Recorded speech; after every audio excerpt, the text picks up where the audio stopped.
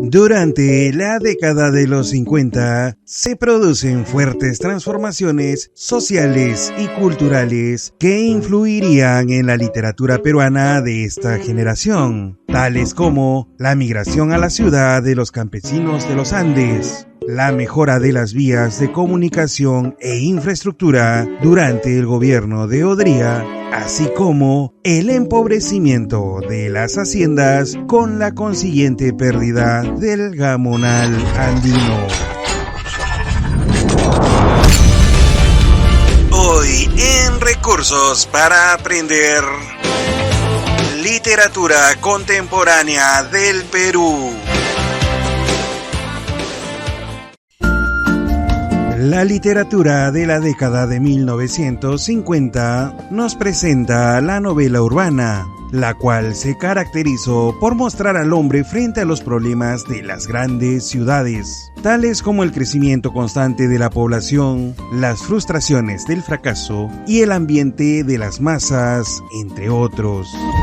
En el Perú, particularmente, esa literatura giró en torno a Lima, una capital con un alto índice de migración que trajo como consecuencia el surgimiento de barrios marginales o barriadas. Los temas predominantes durante esta etapa fueron el hombre y su relación con la problemática de la ciudad, el crecimiento de la población enmarcado dentro de la migración y la marginación de los migrantes. Este nuevo tipo de prosa de ficción se inició con Enrique Congrains, Julio Ramón Ribeiro, Carlos Eduardo Zabaleta y Eleodoro Vargas Vicuña, entre otros autores. A partir de la década de 1960, ocurre un fenómeno inusitado en el ámbito de las letras, ya que un gran número de escritores jóvenes, narradores y novelistas apareció para renovar totalmente las técnicas narrativas, trayendo por consiguiente el aumento en la cantidad de los lectores. Este estallido internacional de la narrativa hispanoamericana se denominó el boom de la literatura latinoamericana. La mayoría de narradores de Latinoamérica se estableció en Europa, principalmente en España, donde escribieron y publicaron sus obras. En esta etapa destacan los narradores Carlos Fuentes de México, Julio Cortázar de Argentina, Mario Vargas Llosa de Perú y Gabriel García Márquez de Colombia. En estas circunstancias surge el realismo mágico, una tendencia a mezclar la realidad con la fantasía, en donde se presentan hechos reales de forma tan exagerada que parecen increíbles. Es así que algunos autores tienden a mezclar la realidad con la fantasía, haciendo que las tradiciones, mitos, apariciones e historias contadas por ancestros formaran una unidad en la que el lector y el autor se convierten en cómplices.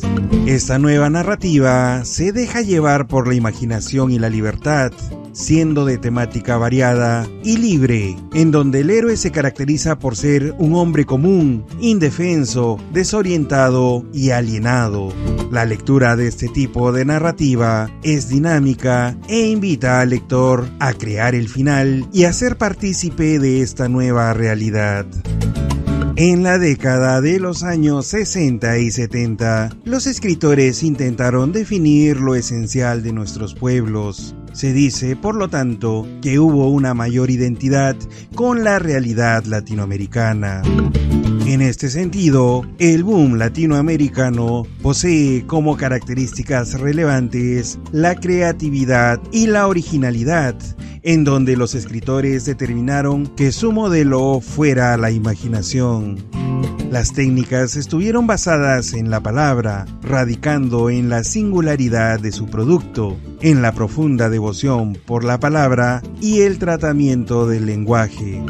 Puso en manifiesto su intención expresiva, ya que su literatura se alimentó de la reivindicación de la libertad, la individualidad y la autenticidad de sus protagonistas.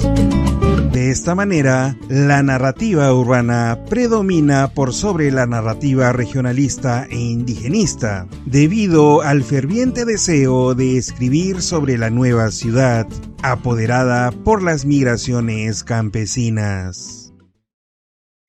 Es en esta etapa en que los escritores de Hispanoamérica empiezan a emplear técnicas de narración novedosas, legadas de autores europeos y norteamericanos, tales como el irlandés James Joyce y William Faulkner de Estados Unidos. Dentro de estas técnicas destaca el monólogo interior, la cual reproduce el pensamiento libre del personaje tal como sucede en la realidad. De esta manera, se tiene como resultado ideas desordenadas, recuerdos, emociones, palabras inconexas, textos aparentemente incoherentes y sin una lógica racional. De otro lado, la técnica de perspectiva múltiple permite que la función de narrar sea asumida por diferentes narradores, los cuales pueden ser personajes o entes externos que dan su propio punto de vista de lo que ocurre al interior del relato. Asimismo, emplearon los juegos con el tiempo, en donde los hechos son presentados de forma libre, ya no siguen el orden cronológico ni la estructura lineal comúnmente establecida a través del inicio, el nudo y el desenlace. Julio Ramón Ribeiro nació en Lima el 31 de agosto de 1929. Inicia su producción literaria mientras estudia Derecho y Letras en la Universidad Católica del Perú. Sus primeros cuentos aparecen en revistas literarias locales. Por 1955 estuvo becado en España, de donde pasó a Francia para estudiar en la Sorbona. Al retornar al Perú, en 1958, se desempeñó como profesor en la Universidad de Huamanga. En 1959 publica su primer libro, Los gallinazos sin plumas, donde reúne 8 cuentos de ambiente urbano. A partir de entonces, la aparición de cada libro suyo cimentará más su nombre dentro de la literatura peruana. Residió por muchos años en París como agregado cultural en la embajada peruana y también ejerció como periodista en Le Monde. En 1990 regresó al Perú dedicándose a escribir.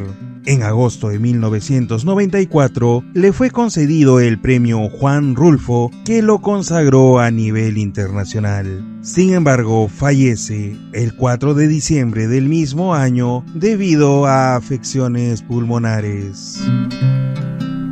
Ribeiro fue un prolífico escritor en diversos géneros y especies literarias. Entre sus cuentos más populares encontramos Los gallinazos sin plumas, escrito en 1955, Las botellas y los hombres, en 1964, o Silvio en el Rosedal, en 1977. Sin embargo, muchos de sus cuentos forman parte de antologías o compilaciones, como En la palabra del mudo, publicada en 1992, o Cuentos completos, publicado en 1994. En novela destacan sus obras Los geniecillos dominicales, escrita en 1965, y Crónica de San Gabriel, escrita en 1960. También realizó publicaciones teatrales como Santiago el Pajarero en 1975 o Atusparia en 1981.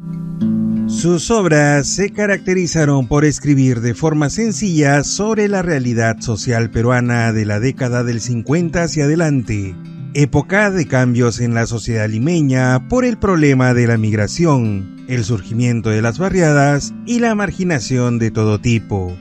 Sus personajes son un reflejo del mundo que le tocó vivir: oscuros habitantes limeños, seres que viven en los arenales, profesores, escritores y burócratas. Utilizó la burla y el sarcasmo para ofrecer el contraste necesario que hace más viva la descripción de los hechos, presentando a los personajes de sus obras descritos con mucha precisión en lo físico, moral y social. Mario Vargas Llosa nació en la ciudad de Arequipa en 1936. Se licenció en Letras en la Universidad Nacional Mayor de San Marcos y se doctoró en la Universidad de Madrid.